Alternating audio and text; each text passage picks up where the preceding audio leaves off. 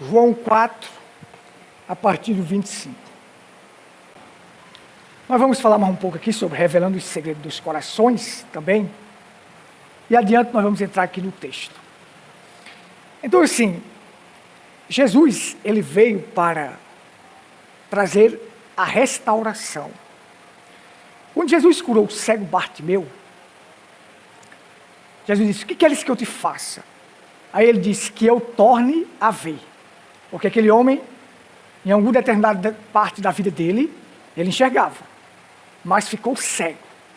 Então ele queria que Jesus retornasse ele à condição que ele era anteriormente, quando ele via, que eu torne a ver.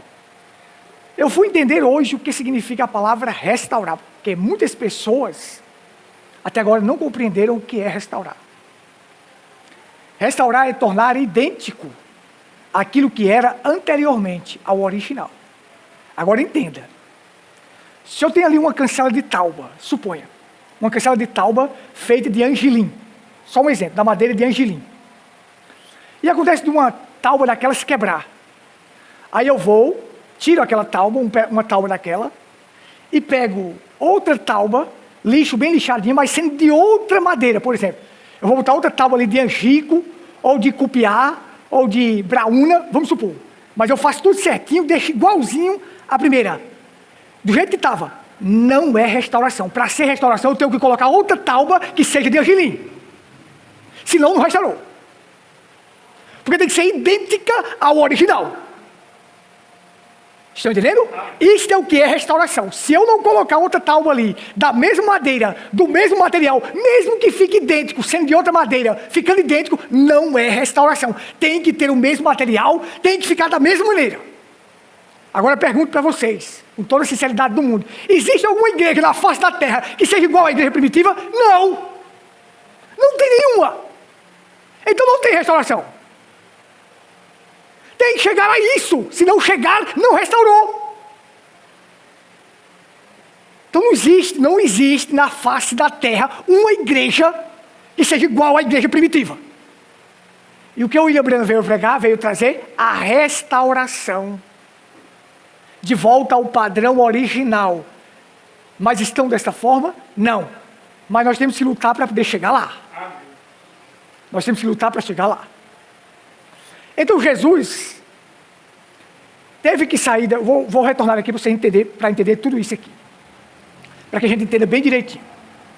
Jesus teve que sair da Judeia para a Galileia. Mas para ir para lá, para a Galileia, ele tinha que passar por Samaria. E aí ele foi para uma cidade chamada Sicar. E cansado da viagem, ali tinha uma fonte, cansado da viagem. Muita gente acha que Jesus não era Deus em carne humana porque Jesus estava cansado da viagem. A Bíblia diz: foi, pois, a uma cidade de Samaria chamada Sicar, junto da herdade que Jacó tinha dado a seu filho José. Estava ali a fonte de Jacó. Jesus, pois, cansado do caminho, assentou-se junto à fonte. Era isto quase a hora sexta, ou seja, meio-dia. Ninguém caminha muito meio-dia. Ele estava cansado. Ali tinha uma fonte. E naquela fonte, ali era uma fonte que tinha, chamada fonte de Jacó, que Jacó deu para José, seu filho. E ali eles fizeram ali uma alvenaria, né, como um poço. E as pessoas iam pegar água ali. Jesus estava cansado da viagem. Ele foi e se sentou ali naquela alvenaria do poço. E os discípulos foram até a cidade para comprar comida. Enquanto Jesus ficou ali. Aí uma mulher chegou para pegar água. Aquela mulher só vinha pegar água àquela hora, meio-dia, porque ninguém pega água meio-dia. É muito difícil carregar água na cabeça meio-dia, porque ela era uma mulher de má fama. E as outras mulheres não queriam, de maneira alguma, estar perto dela. Então ela não podia ir 8 horas, 9 horas, porque tinha outras mulheres ali. E iriam zombar dela, dizer algo contra ela. Era mulher de má fama. Quando chegava uma mulher de má fama no canto, as outras nem encostavam. Hoje não, as mulheres de má fama estão dentro da sociedade. Elas estão inseridas na sociedade. As que estão mais inseridas na sociedade são as mulheres de má fama. Então ela chegou. Então começou ali um diálogo sobre uma água natural e uma água que jorra para a vida eterna. O que Jesus quer dar para as pessoas é algo que jorra, algo que jorra para a vida eterna. Não é só uma coisa que eu bebo aqui e vou tecer de novo e beber de novo, vou tecer de novo e beber de novo. Água natural não. É uma coisa que vai saciar o ser humano, que vai encher e preencher esse ser humano. O que Jesus quer fazer é isso. Mas dificilmente a gente encontra hoje seres humanos preenchidos. Que fizeram um evangelho social, um evangelho para o mundo, um evangelho para ver se conquista o mundo, e eles vão para o mundo, e em vez do mundo vir para eles, eles estão indo para o mundo. Não, Jesus vem para dar uma bebida que jorra para a vida eterna, que sacia o ser humano. Sacia o ser humano. Então começa um diálogo, dá-me de beber. Ela diz, como é que tu sendo judeu, pede a eu, que sou samaritano, de beber? Os judeus não se dão bem com os samaritanos, mas Jesus veio justamente para quebrar as barreiras. Ele veio para quebrar as barreiras da inimizade. A Bíblia diz que ele quebrou as barreiras da inimizade. Ele veio justamente para isto. Para quebrar toda e qualquer barreira que existisse. E para restaurar pecadores. Para salvar pecadores. Para dar água que jorra para a vida eterna. Para saciar o ser humano. Jesus veio para isto. Então, começa um diálogo. Sobre dar a água natural e dar a água da vida, a água que faz o ser humano ser saciado para a vida eterna. Para que não venha mais a beber desta água, não é que nós não vamos mais beber água, mas beber desta água deste mundo que oferece só essas coisas. O mundo de pecado, para que ela não viesse mais beber deste mundo de pecado. Mas Jesus precisava dialogar, porque aquela mulher era uma mulher de má fama, era uma mulher pecadora, já tinha tido 5 maridos e o que ela tinha não era dela. Tinha tomado de outra. Mas Jesus queria dar para ela uma água em que ela fosse saciada e nunca mais buscasse esses prazeres mundanos que nunca tinha saciado a vida dela. Amém. Estão entendendo? Amém. Então olha só. Então começa um diálogo ali, para a gente ganhar tempo aqui, vamos seguir. Aí começa isso. Mas aquele que beber da água que eu lhe der, nunca mais terá sede, porque a água que eu lhe der se fará nele uma fonte de água que salta para a vida eterna. Olha só, a água que eu lhe der vai ser saciada. Você não vai mais buscar esses prazeres do mundo, isto aí que você está vivendo. E disse a mulher, Senhor, dá-me desta água para que eu nunca mais venha ter sede. Ela disse, dá-me dessa água para que eu nunca mais venha ter sede. Jesus poderia responder assim, eu vou te dar dessa água e falar de água. Não, Jesus vai dizer assim, vai chamar teu marido. É agora onde ele entra que quer pegar a alma dela. Ele entra em algo natural para poder salvar a sua alma. Ela foi e disse, eu não tenho marido. Aí Jesus disse, dissestes bem, falaste a verdade. Tiveste 5, e aquele que tu tem não é teu. Aí ela olhou assim e disse, vejo que tu és profeta. Olha só, um profeta revela os segredos dos corações das pessoas. Sabe o que está lá no íntimo daquela pessoa. Um profeta, não é qualquer um aí não que vai revelar segredos dos corações não, é um profeta.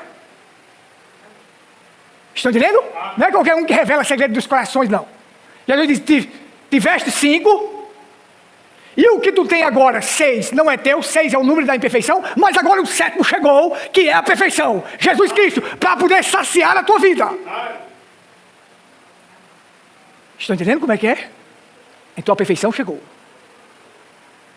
Cristo chegou para poder trazer o saciamento. Então observe. Revelar segredos dos corações era o sinal do Messias. E o Messias que viria ungido seria o quê? Um profeta. Revelar segredos dos corações não é para qualquer um. Quando a Bíblia fala em revelar segredos dos corações, a Bíblia fala em poucas pessoas que fizeram isto. Então não é para qualquer um que chega, eu vou te dizer isso, eu vou falar aquilo, revelando os segredos dos corações. Não é para qualquer um. A Bíblia fala que Salomão revelou o segredo dos corações da rainha de Sabá. William Branham disse. A Bíblia fala que Jesus revelou os segredos dos corações. A Bíblia ensina que Jesus revelou os segredos dos corações. Quando Simão disse, se esse homem fosse de fato profeta, saberia a vida de pecado que essa mulher leva. Diz que Simão pensou somente no seu coração e disse assim, só pensou. Se este homem fosse de fato profeta, saberia a vida de pecado que essa mulher leva. Aí Jesus olhou para ele assim e disse, Simão, eu sei quem é esta mulher. Diz que ele só pensou. Quando Jesus estava curando e expulsando demônio, os fariseus pensaram em seu coração, este homem expulsa demônio pelo poder de Beelzebu. Jesus olhou para ele e disse, eu não expulso por Beelzebu.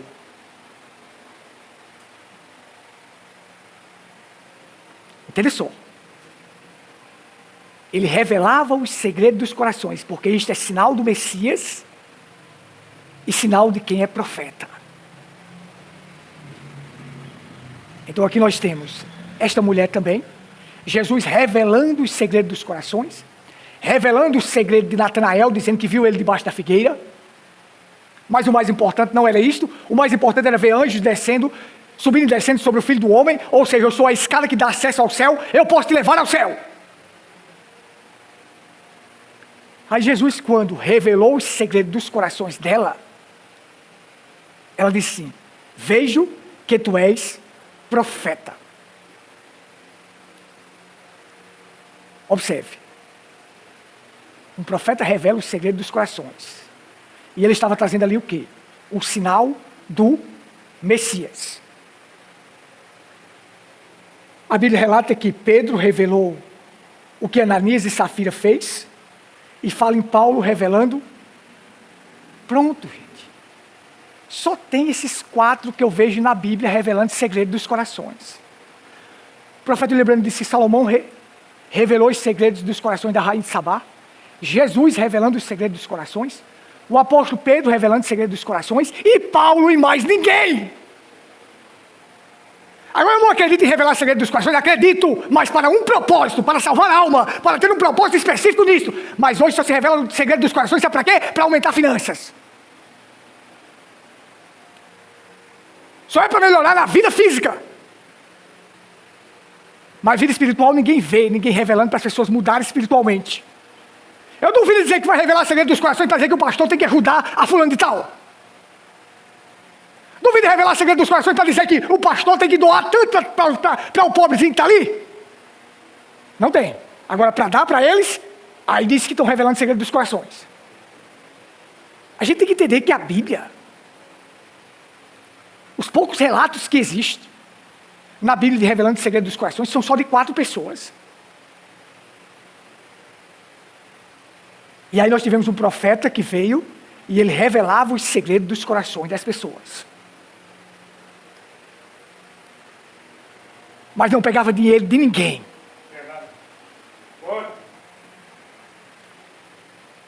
William Branham disse, eu li hoje, ele disse, uma pessoa que cobra por cura ou por qualquer coisa que faça no reino de Deus, um dia ele sairá da palavra de Deus e será um perdido. Está entendendo? Porque o lembrando disse, eu mesmo tive a oportunidade de ser milionário quando me ofereceram $1.500.000 quando aquela mulher foi curada. Eu disse, leve de volta esse dinheiro. Porque a cura só pode ser paga com a fé. O William Branham disse, eu não fiz nada, quem curou foi Deus. Ele disse, aqueles que cobram por fazer qualquer coisa no reino de Deus, um dia eles se desviarão da verdade. Eles estarão perdidos. Se eles cobram por isso. Então Jesus, a mulher disse, vejo que tu és profeta. Disse a mulher, vejo que tu és profeta. Então aquela mulher, quando Jesus falou tudo aquilo, ela partiu com tudo. Quando o Messias vier, ela disse, eu sei que o Messias, que se chama Cristo, vem. Quando ele vier, nos anunciará tudo. Jesus disse, eu sou o que falo contigo. Nisto vieram os seus discípulos e maravilharam-se de que ele estivesse falando com uma mulher. Todavia nenhum lhe disse: o que perguntas? O que falas com ela? Deixou, pois, a mulher o cântaro e foi à cidade e disse àqueles homens: vinde ver de um homem que me disse tudo o que tenho feito. Porventura não é este o Cristo? Era o sinal do Messias. Ela foi testificar do que Jesus tinha dito sobre a vida dela. Você vai ver o seguinte, ó, que ela não foi pregar, ser uma mulher pregadora. Ela foi testificar do que Jesus, daquilo que Jesus tinha falado a respeito da vida dela. Tinha revelado o que tinha acontecido na vida dela. Então ela disse, correu com tudo. Porque uma pessoa só pode anunciar Cristo quando tiver Cristo. A melhor dádiva de um ser humano, sabe qual é? É compartilhar aquilo que ele tem. O ser humano é assim, ó. Receber para depois dizer. Receber para depois doar. Essa é a regra. Você tem que receber primeiro para depois se doar. Então ela recebeu Cristo, ela agora vai doar para outros. Ela recebeu Cristo, ela agora vai compartilhar para outros. Mas não vai compartilhar com esse evangelho que temos aí não. Um evangelho de jogral, de peça teatral, de música de rap, música de rock, música disso e daquilo. Não! Se o evangelho de Cristo, puro, não conquistar uma pessoa, se a pessoa não for salva pelo evangelho de Cristo, puro e inadulterado, ela não é salva por mais nada. Você pode dar jogral, pode dar peça teatral, pode dar isso, pode dar aquilo, não será salva. Então você tem, recebeu, vou compartilhar. Recebi, vou compartilhar para outros. Então ela partiu. Pregando, como essas mulheres pregadoras, não, só testificando o homem que tinha dito tudo que tinha acontecido em sua vida. Olha o que ele disse que aconteceu na vida dela. Foi para ela aumentar as finanças? Foi para ela ficar rica? Foi para ela ter isso e aquilo? Não, foi para salvar a vida dela. Salvar a sua alma. Eu creio sim em revelar segredos dos corações, creio. Mas em homens que estejam preparados, que sejam limpos, que sejam santificados. E que haja um propósito específico nisto. Aí sim. Aí as pessoas chegam e gostam de citar aquele versículo e dizem, fará as obras que eu faço e outras maiores fará. William Branham diz, estas obras são quantidade, não é qualidade. São obras assim, fará as obras que eu faço e outras maiores em quantidade, porque seriam muitas pessoas fazendo agora. Ali era só um homem fazendo, agora são muitos. A William Branham diz, ninguém ultrapassa as obras de Cristo em qualidade. Em quantidade sim. William Branham disse, em quantidade sim, porque agora não é só mais um homem fazendo, é vários.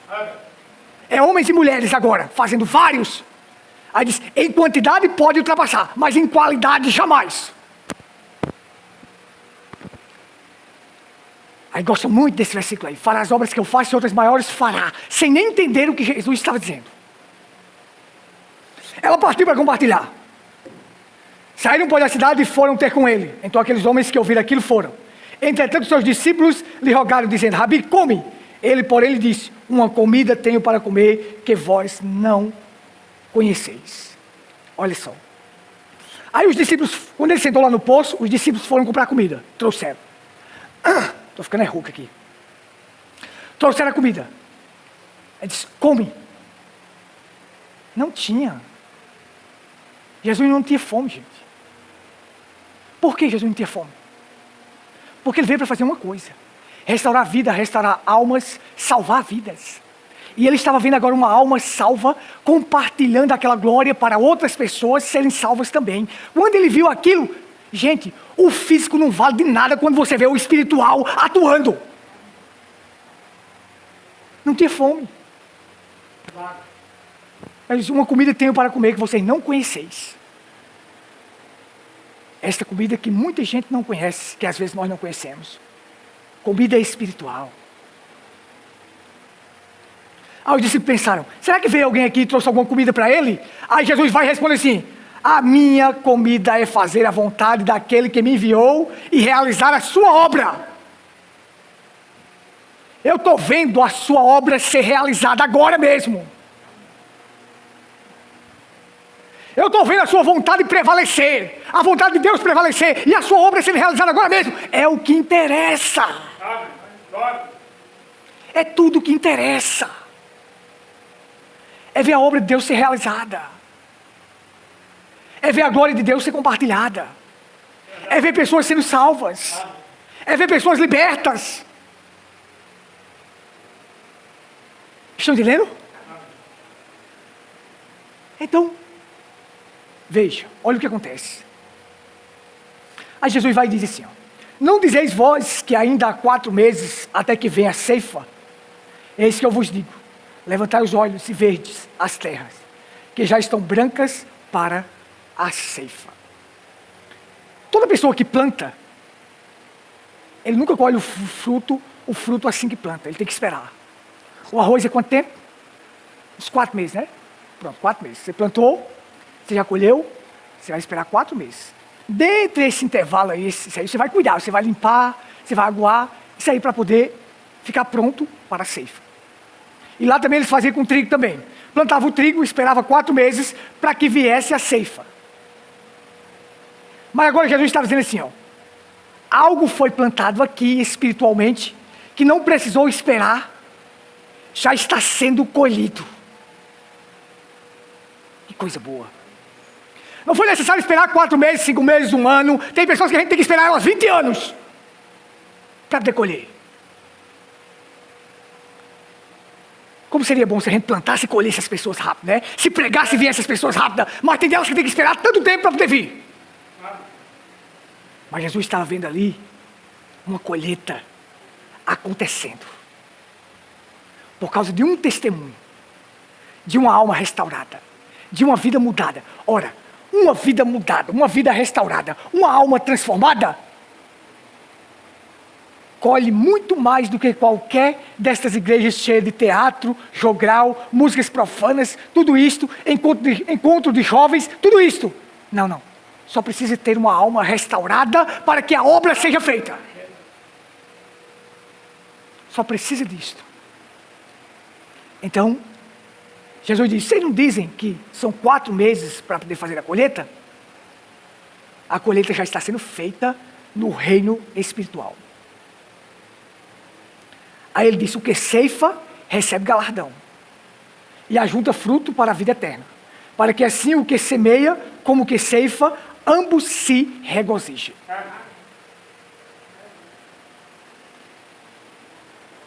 Você semeia, às vezes o que semeia é o mesmo que ceifa. Às vezes um semeia e o outro ceifa. Mas eles ambos recebem galardão, porque Jesus estava vendo ali uma colheita ser feita de uma semeadura de um testemunho. Uma colheita estava sendo feita. E ali, aí Jesus vai e diz assim, ó, porque nisto é verdadeiro o ditado, que um é que semeia e o outro é que ceifa. E eu vos enviei a ceifar onde vós não trabalhaste. Outros trabalharam e vós entraste no vosso trabalho. Olha só. Uma mulher com um testemunho estava fazendo o que os 12 discípulos de Jesus não fizeram. Estão entendendo? Não, gente, não é título que engrandece ninguém, não. Não é título de apóstolo, de pastor, de profeta, de mestre. As pessoas não sabem nem o que é um mestre. Eles acham que um mestre é aquele que prega os trovões, prega os selos. Não, gente, um mestre é aquele que tem didática e sabe transmitir a palavra. Não é aquele que sabe mais, é aquele que sabe transmitir. Pega um professor de matemática que tem didática e outro que um sabichão que sabe um monte, mas aquele sabe mais pouco, mas ele tem didática. Vamos ver qual é a aula de quem quer assistir a aula de quem? Do que sabe mais ou do que tem didática? Do que sabe transmitir? Daquele que sabe transmitir.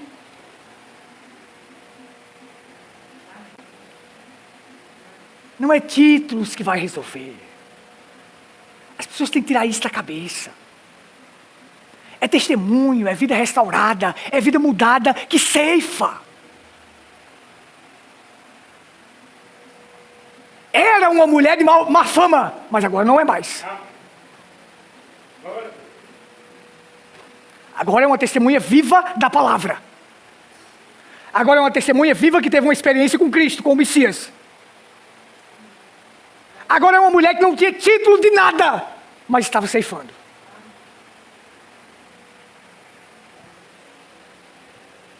E tinha 12 com o nome de apóstolo, não tinha? Mas não tinha ceifado. Vocês vão entrar num trabalho, vocês vão. Entraste, vocês vão colher onde outros trabalharam. Tem gente que gosta disso, tem pastor que gosta disso. Porque Paulo disse assim, um planta, o outro rega, mas Deus é quem dá o crescimento. Então assim, eles acham bom assim, eu disse, um planta, o outro rega, então vai plantar que eu nasci só para regar, para ficar com aquilo. Aí tem muitos que entram em trabalho que nunca foi dele, que ele nunca ganhou ninguém. Aí entra no trabalho do outro. Mas por quê? Porque tem só o título. Só o título de pastor. Mas não faz nada. Não ganha uma alma. Nós convivemos com 8 anos, que não ganhava ninguém. Mas tinha um título.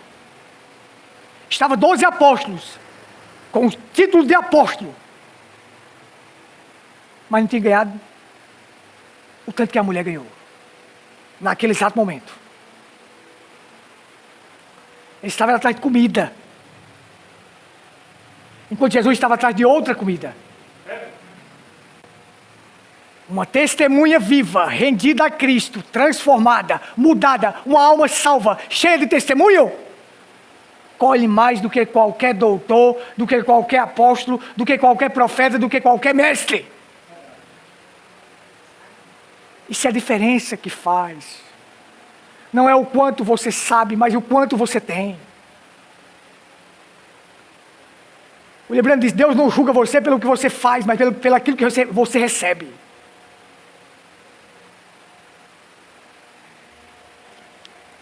Ela recebeu Cristo, foi compartilhar para outros. Quando compartilhou, as pessoas vieram correndo para conhecer Cristo. Aí segue-se, para terminar. Amém? Podemos? E muitos dos samaritanos daquela cidade creram nele, pela palavra da mulher que testificou. Disse-me tudo quanto tenho feito. Muitos creram em Cristo pelo testemunho da mulher, que disse somente assim, venha ver o homem que me disse tudo o que aconteceu em minha vida. Enquanto os 12 apóstolos não tinham ganhado. Em Samaria, ninguém. Indo, pois, ter com ele, os samaritanos rogaram-lhe que ficasse com eles. E ficou ali 2 dias. Jesus ficou 2 dias com os samaritanos. E muito mais creram nele, por causa da sua palavra. E diziam à mulher, já não é pelo teu dito que nós cremos, porque nós mesmos o temos ouvido e sabemos que este é verdadeiramente o Cristo, o Salvador do mundo. O que é que eu preciso conhecer? O Cristo, o Salvador do mundo. A minha pregação tem que ser o Cordeiro até o final. Tem que exaltar Cristo até o final. Porque este é o segredo. É o segredo de quem o recebe, recebeu Cristo. Este é o segredo. Compartilhar para outros. Falar para outros. Testificar para outros. Vale mais do que qualquer título. Ganha mais gente do que qualquer título de pastor, apóstolo, mestre, evangelista. Esta é a diferença. Mais uma vez, repita assim. Porque alguém pode chegar e dizer assim, ele não crê em revelar segredo dos corações. Creio. Mas que haja um propósito, que haja um objetivo e que produza algo na alma das pessoas. É a mesma coisa que chegaram para William Branham disseram, ele não crê em falar em línguas. Aí William Branham disse, eu creio, é um dom espiritual. Porém, tem que estar em ordem com o Espírito Santo. No momento que o pregador estiver pregando, o Espírito Santo está usando aquele pregador. Quando aquele pregador terminar de falar, se Deus tiver algo para dar para a igreja, vai se levantar e vai ter um intérprete. E que isto seja algo que não esteja na Bíblia. Porque alguém se levantar falando em línguas e dizer assim, falar em línguas e dizer assim, Deus está contigo, Vinícius. Não é, porque já está aqui na Bíblia, dizendo Deus está contigo. Estão entendendo? Já está aqui nessa Bíblia dizendo que Deus está contigo. Amém. Então que Deus é esse que diz uma coisa aqui na sua palavra, ele tem que se levantar de novo para dizer de novo ali. Agora se Vinícius vai viajar amanhã para Itaporanga, e vai acontecer um acidente, Deus sabe o futuro. Deus sabe o futuro. E Deus quer dar um recado para ele, para salvar a vida dele. Deus.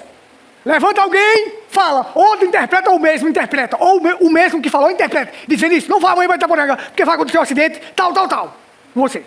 Aí isso aqui não está na Bíblia, não. Estão entendendo? Não está na Bíblia. Aí é Deus. Porque não está na Bíblia, mas o xalabachou aí que diz tudo está na Bíblia. Isso tem nada a ver com Deus, gente. Eu não tenho medo de dizer isso, não tem nada a ver. Agora, aí sim, aí o William Branham disse, aí prova que Deus se levantou, falou algo que não estava aqui na Bíblia, porque Deus conhece o futuro, sabe o que vai acontecer no futuro, e deu o recado para que ele não fosse, porque iria acontecer um acidente. Está vendo? Isso é falar em línguas, isso é interpretação. Mas não pode se levantar quando o pregador está pregando. Não. Só depois que o pregador terminar de pregar, aí sim. É isso. Aí ele mandou parar. É como aquele caso que aconteceu numa igreja da Assembleia de Deus. O pastor casou com uma mulher que não trabalhava na obra de jeito nenhum. Mas lá na igreja tinha uma obreira lá que era fera, missionária, não sei o que, tal. Aí alguém se levantou na igreja falando em línguas, e o outro interpretou e disse, o pastor não é para estar casado com essa mulher, não, é para estar casado com a obreira. Aí o pastor deixou a mulher e casou com a obreira. Mas essa Bíblia diz que adultério é pecado. E que Deus é esse que vai falar uma coisa ali contrária a essa palavra? O pastor deixou a mulher e se casou com a obreira porque entendeu que aquilo era um recado de Deus. Safadeza, diabo. Mas quem tem a revelação da palavra, fica com a palavra. Ficamos de pé. Pai, tua palavra é a verdade. Precisamos de ti. Nos ensine a ficar com esta palavra. Nos ensine a viver esta palavra. Nos ensine a praticar esta palavra. Nos ensine a se render a esta palavra. Nós precisamos de ti. Dá-nos força, coragem, ânimo e fé para prosseguirmos avante. Ajude a cada um, meu Deus. Ajude. Ajude a cada um. E fortaleça a vida de cada um. Que o Senhor ajude a cada um, meu Deus. Precisamos de ti. Que o Senhor nos dê uma noite abençoada, tranquila, um sono reparador.